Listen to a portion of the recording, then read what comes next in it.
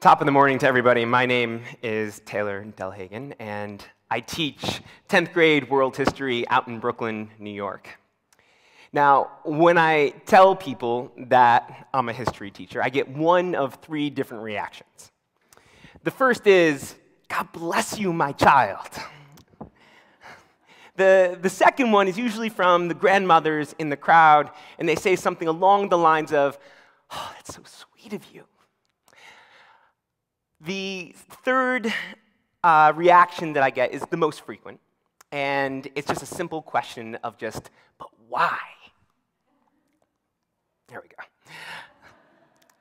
Now, my answer to this "but why" question may seem a little flippant, and I don't mean it to, but the reason that I teach comes down to karma. There we go.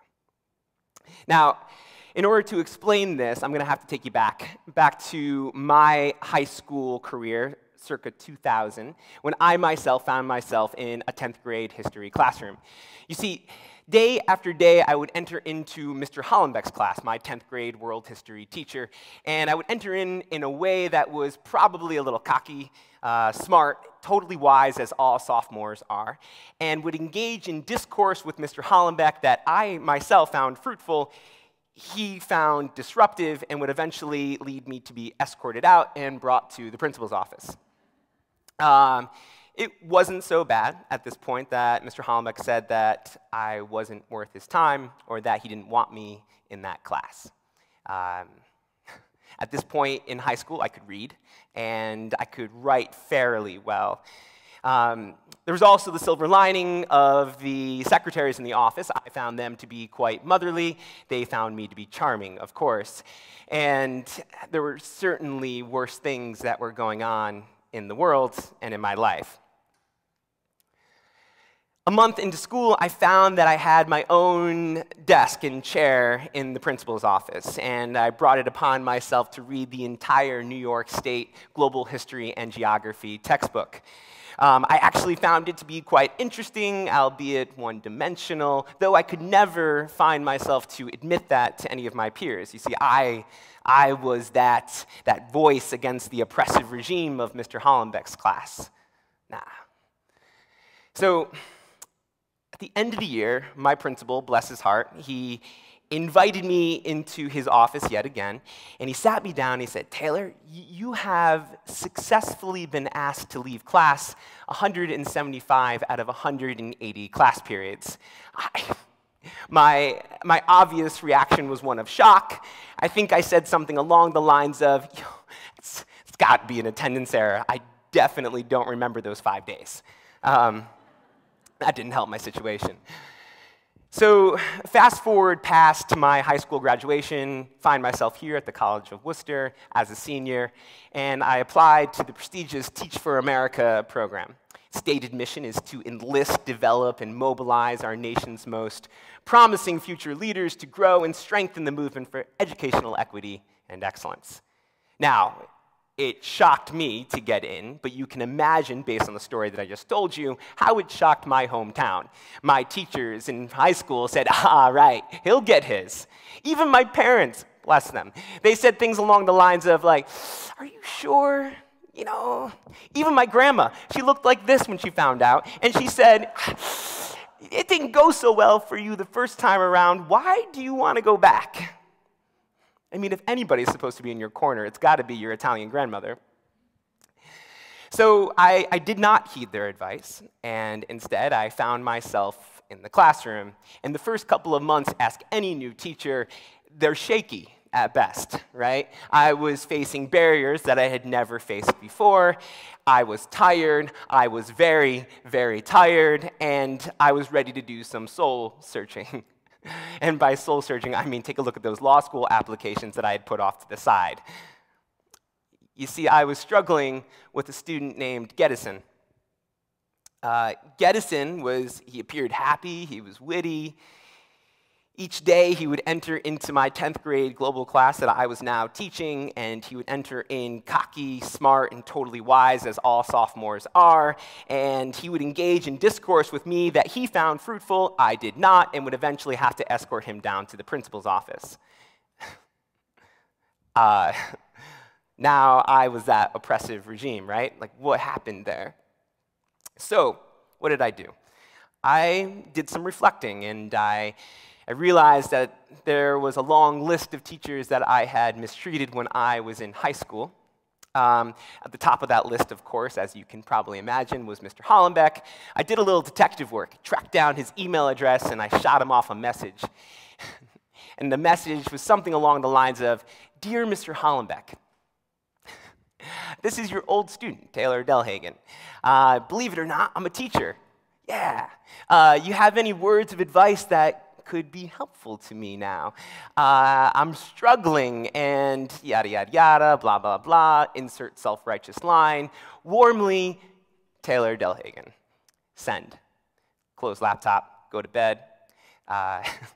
Wake up the next morning, pop open that laptop, check my email address, and I see that he's already written back. And I click it open, and it's just one line, not even capitalized. Just, karma's a, yeah. So, why do I teach? I teach because Gedison has a story that needs to be told. I teach because I don't want anybody to feel like he did or like I did when I was removed from class. That shame, that guilt that folds in. I teach because I believe in the power of Brownsville, the community that I teach in Brooklyn. I teach because education is the civil rights movement of our time. I teach because Mr. Hollenbeck had a point. It's karma. Now, if you can allow me, I want to switch gears here just ever so slightly and go to our next president. So Miss Oprah Winfrey stood up last month in front of a Hollywood that's infested with racial and gender discrimination at the height of the Me Too movement. And she looked out and she said that the most important thing that we can do is to speak our truth. And while I would never disagree with Ms. Winfrey directly, I gotta say that in order to speak our truth, we have to know our truth. And we have to be willing to listen to other people's truth with the same ferocity that we tell our own. And that's what's missing in our history classrooms. You see, oftentimes what I have found is that the dominant narrative gets told. And it gets told in exchange and actually in a move that ignores a diversity of vital stories that could make our classrooms a little bit more complete. Take the Admiral, Christopher Columbus, right? We celebrate him in New York with a day off of school. He dared the open waters of the Atlantic and discovered the Americas. We don't talk about how his men unleashed a campaign of rape and pillage on the Caribbean, or the other side of the genocide of the Amerindians. We don't tell that story. Or our forefathers, noble as they are, we also celebrate them in New York with a full week off of school in a move that overshadows Black History Month and neglect to talk about how many of these old white guys, they were slave owners. And those who were not, they folded on that moral compass and they ushered in an era of dehumanization unlike ever before. So what am I, as a history teacher, to do with this? Well, I look to Chimamanda Adichie, Nigerian-American author, and she says that the single story creates stereotypes. And the problem with stereotypes is not that they are untrue, but that they are incomplete and they make one story the only story. And that becomes the way that I approach history with my students. We're detectives. We launch into the history book and we make it our mission to try and find that single story and to debunk it. That's what we do. Now, when I tell other history teachers that tend to be a little bit more traditional that this is what we do in my classroom, I sometimes get accused of washing down the curriculum. Some of those teachers, they say, they don't really need to know that. Why are you spending time doing that? And I listen, I really do, and I try hard to take in those charges, but I ultimately come to the conclusion that they are based in fear of losing like power structures that prop them up. Power structures that are based on gender, based on race, because if you look like me, if you're white and you're straight and you're a man, moving through this world is a little bit easier than if you're not. equality starts to feel a little bit like oppression. So, bringing it to my classroom, what I find is that feelings of disenfranchisement follow when some stories are told in favor of others, or in the case of some of my students, when their stories get trapped inside of a narrative that they don't associate with. Take Angelique, for instance. Her disinvestment in my history class is pretty apparent from this picture. Yeah. Now, why, right? Well, the first time she got to learn about somebody in history who looked like her was when we talked about the Atlantic slave trade. Now, don't get me wrong, we need to actually learn more about the Atlantic slave trade, but that became her history. Slavery became the way that she defined the ways that she walked in this world, how she spoke. That became her narrative. And what are the consequences of that, we may ask, right? Like disinvestment in my class, she's got her head down. I mean, disinvestment in school. What about disinvestment in citizenship? And what about identity? Here's Zaire. I remember him coming into class, open up the book, and he says, "Yo, Mr. Delhagen, there's a lot of people who look like you in this book." Why does the French Revolution, I remember him asking me, why does the French Revolution get a full chapter, but the Haitian Revolution get a line of a small paragraph off to the side?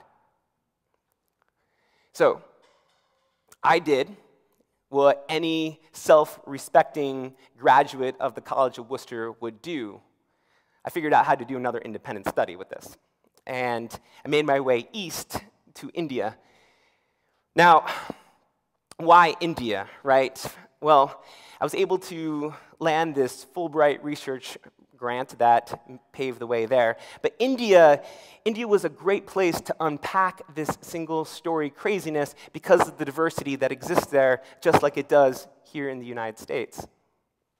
The geography, the changes in culture and language, they are as intense as they are frequent.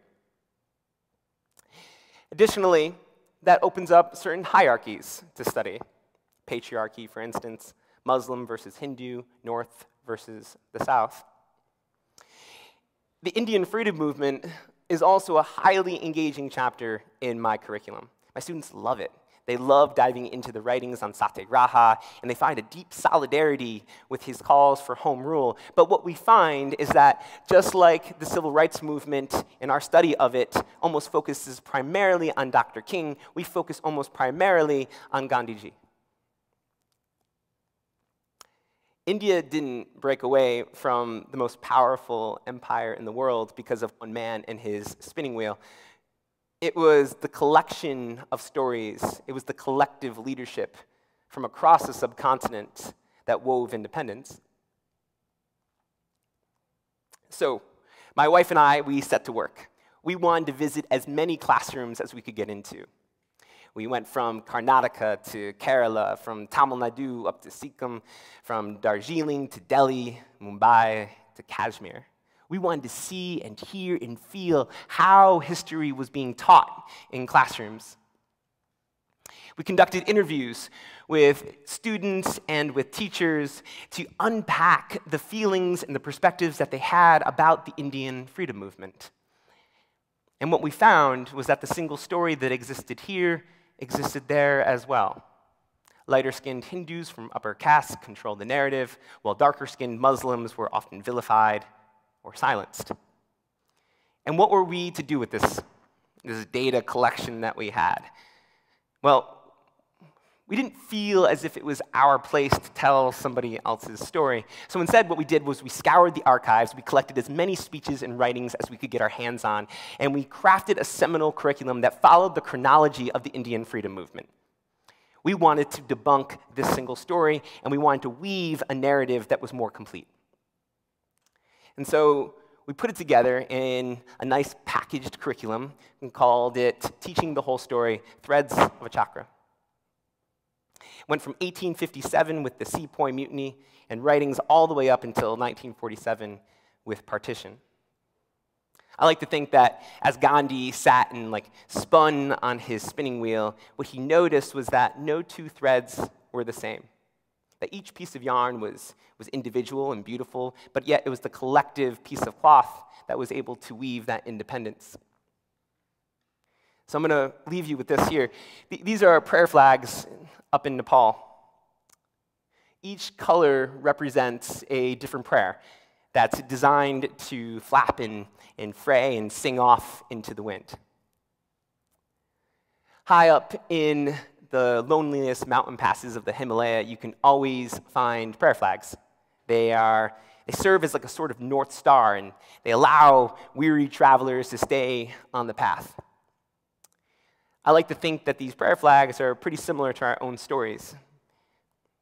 They're as beautiful as they are unique, but only because they're accented next to each other, the yellows and the blues, the reds and the whites. What I learned from my time in India and from my days teaching in New York is that the single story that's perpetuated in classrooms is the results of how teachers see their students. And if we're going to change the way that we see our students, we need to learn how to hear them differently, more completely. Once we hear them more completely, then and only then are we going to be able to weave a story that's more complete and more beautiful. Thank you.